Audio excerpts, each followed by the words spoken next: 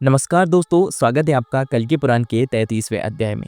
दोस्तों, अध्याय 32 में हमने देखा कि भगवान कल्कि ने अपने शासन में धर्म, न्याय, शिक्षा और आयुर्वेद को पुनः स्थापित किया।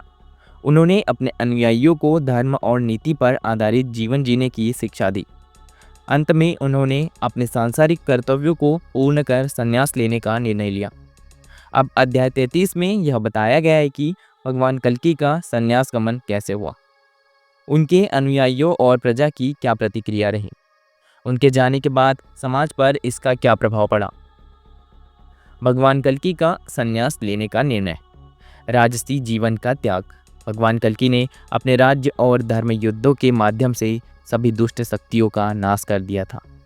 उन्होंने संसार के सभी लोगों को धर्म का वास्तविक स्वरूप समझाया और उन्हें सत्कर्म करने की प्रेरणा प्रदान की।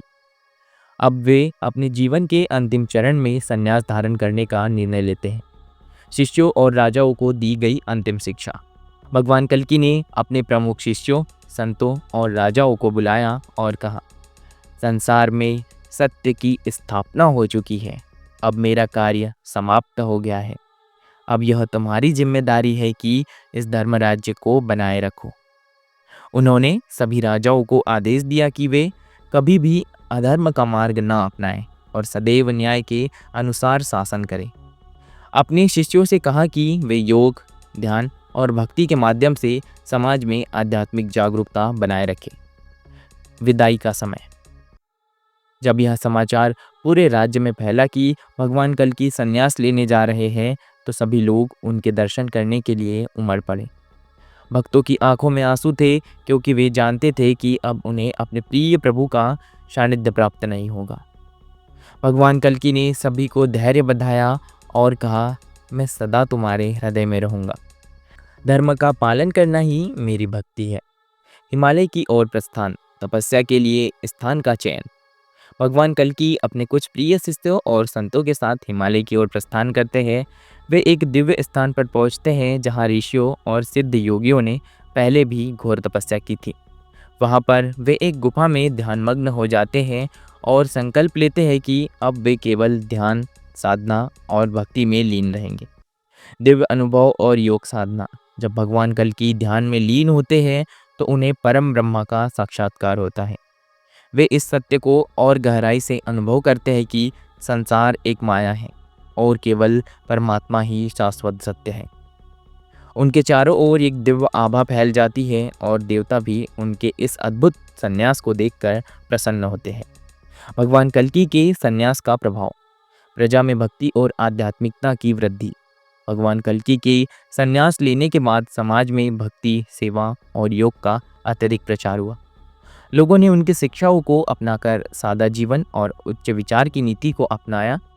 सभी लोग नियमित रूप से वेदों और पुराणों का अध्ययन करने लगे और आत्म साक्षात्कार की दिशा में बढ़ने लगे। राज्य में धर्म और न्याय की स्थिरता। भगवान कल्कि द्वारा नियुक्त राजा और शिष्य न्याय और धर्म के मार्ग पर चलकर राज्य की रक्षा करते रहे। किसी भी प्रकार का पाप, अधर्म या अन्याय समाज में पनपने नहीं दिया गया। यह समय स्वर्ण युग मतलब कि सतयुग की पुनः स्थापना का प्रमाण बना।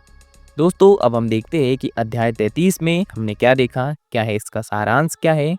भगवान कल्कि ने राजसी जीवन को छोड़कर संन्यास लेने का निर्णय लिया। उन्होंने अपने अनुयायियों और राजाओं को अंतिम शिक्षा दी और धर्म का पालन करने का आदेश दिया। उन्होंने हिमालय जाकर ध्यान साधना और योग में लीन होकर आत्म साक्षात्कार किया। उनके जाने के बाद समाज में भक्ति, धर्म और न्याय की सर्वोच्चता बनी रही। दोस्तों, इस अध्याय का निष्कर्ष क्या है, हम देखते हैं।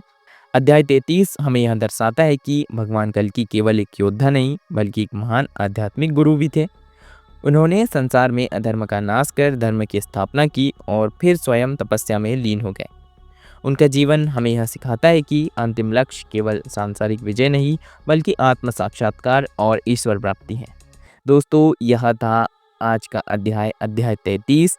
दोस्तों, अगर आपको यह अध्याय अच्छा लगा हो, यह वीडियो अच्छा लगा हो तो वीडियो को लाइक करें, चैनल को सब्सक्राइब करना ना भूलें ताकि और आगे के अध्याय आपको मिल सके। मिलते हैं हम इसी के तरह अगले वीडियो में। तब तक के लिए धन्यवाद।